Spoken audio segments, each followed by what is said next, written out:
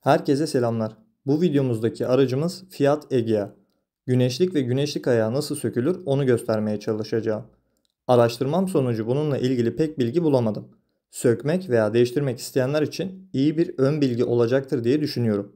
İşleme geçmeden önce kanala abone olup videoyu beğenirseniz beni mutlu edersiniz. Aklınıza takılan soruları yorumlarda çekinmeden sorabilirsiniz. İlk önce güneşliğimizi açıp sağ ayak tırnağından kurtarıyoruz. Güneşliğimizi şoför camına doğru çevirin. Güneşlik ayağını sökmek için tırnağın üst kısmındaki plastiği parmaklarımızla sıkıştırıp aşağı doğru çekiyoruz. Ön cam tarafından geriye doğru açılacaktır. Plastik tamamıyla çıkmıyor.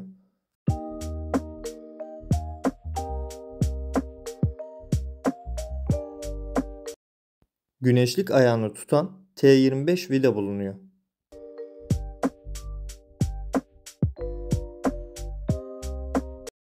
Vidamızı sökelim. Vidamız söküldüğünde güneşlik ayağı direkt çıkacaktır.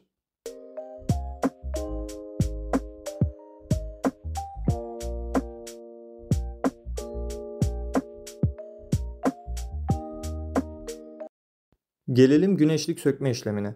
Video başında gösterdiğim plastiği ince tornavida ile açınız. Plastiği açmanın en kolay yolu ön cam tarafına doğru plastiğe bastırın. Plastiğin yuvarlak kısmı hafif kalkacaktır. Tornavida ile yuvarlak kısımdan kastırarak geriye doğru açınız.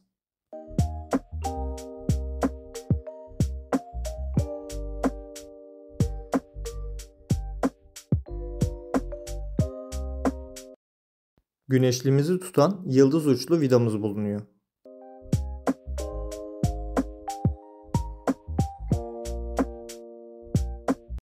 Vidamızı sökelim. Vidayı söktükten sonra güneşliği nasıl çıkartacağınızı anlatacağım.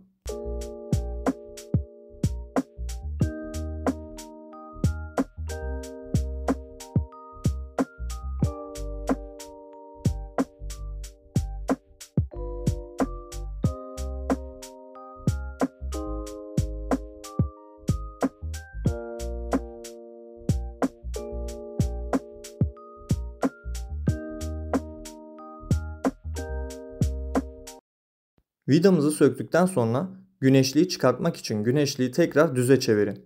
Daha sonra hafif yukarı yani tavana doğru kastırıp ön cama doğru ittirin. İçerideki tırnak tavanda bulunan yerinden kurtulacaktır. Söktükten sonra tırnağı gösteriyorum. Daha iyi anlayacaksınız.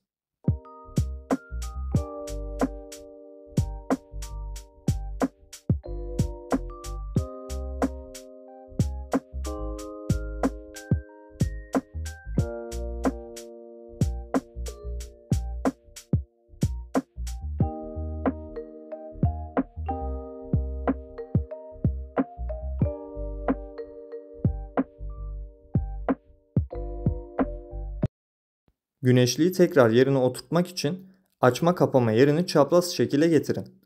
İlk önce tırnak bölgesini yerine oturtup daha sonra vida yerine oturtun.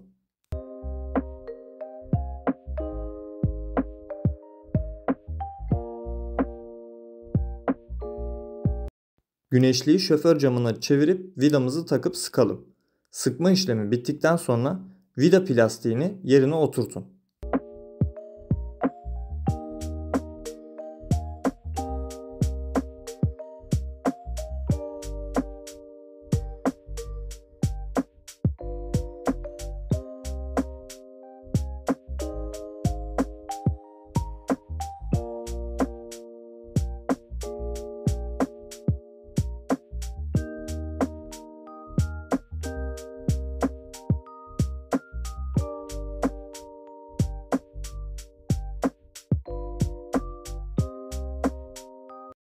Son olarak güneşlik ayağını yerine oturtup vidamızı sıkalım.